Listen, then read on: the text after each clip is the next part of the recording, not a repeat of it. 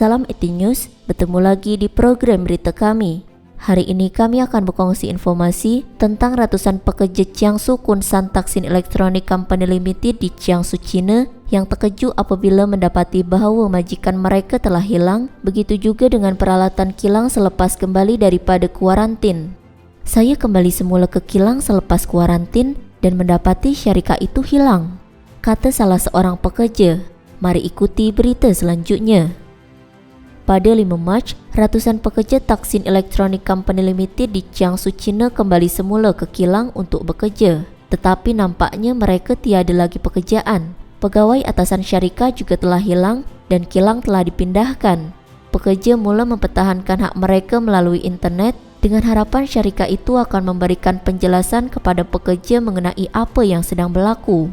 Syarikat Taksin Elektronik diasaskan pada Jun 1998 dan telah beroperasi selama 22 tahun. Wakil badan perundangan syarikat tersebut ialah Chang Kao-chen dan syarikat tersebut dibina dengan modal berdaftar sebanyak $7.233.300. Satu-satunya pemegang saham syarikat ini ialah Singapura Taksin Holdings Limited. Skop perniagaan Taksin Elektronik termasuklah komputer dan komponen komputer, peralatan pencahayaan, modul bateri dan lain-lain.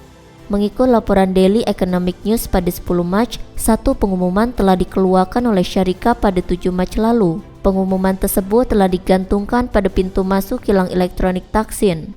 Menurut pengumuman, wabak radang paru-paru Wuhan telah mengakibatkan para pembekal dan logistik sokongan tidak dapat meneruskan kerja-kerja. Pekerja juga tidak boleh datang bekerja, ditambah lagi dengan pesanan yang tidak mencukupi sehingga menyebabkan syarikat mengalami kerugian. Selain itu, kilang juga tidak boleh disewakan lagi daripada penyewa. Kini syarikat itu tidak boleh beroperasi lagi. Pada hari yang sama, beberapa pembekal dan kaki tangan Taksin syarikat telah datang ke kilang untuk menunggu berita daripada pihak syarikat. Pembekal mahu mendapatkan semula peralatan atau wang yang perlu dibayar oleh syarikat itu, manakala kaki tangan yang datang pula mahu mendapatkan penjelasan daripada pihak syarikat. Seseorang yang mendakwa sebagai kaki tangan Taksin Elektronik memberitahu pemberita bahawa pada 29 Februari, syarikat itu mengumumkan bahawa kerja-kerja pengeluaran akan dihentikan mulai 10 Februari. Syarikat juga mengambil cuti selama 2 bulan maksimum dan selepas itu jika syarikat mahu kembali beroperasi atau meneruskan cuti, semuanya bergantung kepada syarikat. Sebarang maklumat mengenai perkara itu akan diberitahu kemudian. Wartawan juga mendapati terdapat pengumuman pada pintu masuk kilang tersebut yang dikeluarkan oleh Kunshan Taksin Electronic Technology Company Limited pada 5 Mac, memandangkan kontrak syarikat dengan pemilik tanah berakhir pada 29 Februari 2020, ibu pejabat syarikat itu telah dipindahkan. Wartawan juga mendapati bahawa Taksin Elektronik telah mengumumkan penggantungan kerja-kerja dan pengeluaran pada 29 Februari lalu. Sesetengah pembekal memberitahu pemberita bahawa syarikat tersebut dibubarkan bukan sahaja disebabkan oleh COVID-19 tetapi juga disebabkan oleh prestasi perniagaan yang semakin merudum sejak beberapa tahun kebelakangan ini. Pembekal memberitahu bahawa Taksin Elektronik telah berkembang dengan baik sehingga berada pada puncaknya apabila berjaya memiliki 3 cawangan dengan jumlah kaki tangan lebih daripada 1,000 orang, tetapi malangnya ia mengalami kemerosotan. Menurut pembekal lain, disebabkan oleh kesan keadaan ekonomi dan perdagangan antarabangsa, syarikat itu telah kehilangan beberapa pelanggan besar yang penting yang menjadikannya sukar untuk meneruskan operasi. Pada malam pembubaran, Taksin Elektronik mempunyai sekitar 300 atau 400 orang pekerja. Dalam tahun-tahun kebelakangan ini, ekoran perang perdagangan antara Amerika Syarikat dan China, banyak syarikat swasta telah kehilangan pelanggan dan mengalami kemerosotan.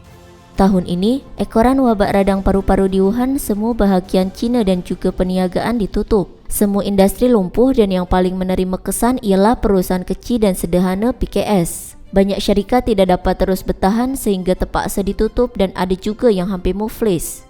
Baru-baru ini, sebuah laporan yang dikeluarkan oleh Persatuan Perusahaan Kecil dan Sederhana China menunjukkan bahawa hampir 90% perniagaan kecil dan sederhana tidak dapat bertahan selama 3 bulan disebabkan oleh masalah kewangan. Laporan itu juga menunjukkan bahawa hampir 30% syarikat mengatakan bahawa situasi ketika ini sangat genting dan akan mengakibatkan kerugian. Selain itu, 50% daripada syarikat menunjukkan bahawa perniagaan mereka berada dalam keadaan yang sukar sehingga menyebabkan ada syarikat yang terpaksa menamatkan perkhidmatan. Pada masa yang sama, berita mengenai pemberhentian dan potongan gaji menjadi topik hangat dalam masyarakat. Mengikut data persatuan, PKS menyumbang lebih dari 90% daripada jumlah syarikat yang ada di China dan menyumbang sekitar 60% kepada ekonomi China. PKS juga menyediakan pekerjaan kepada 80% tenaga kerja. Jika PKS menghadapi masalah muflis, ini bermakna akan berlakunya masalah pengangguran berskala besar di China dan taraf hidup rakyat akan menjadi semakin teruk.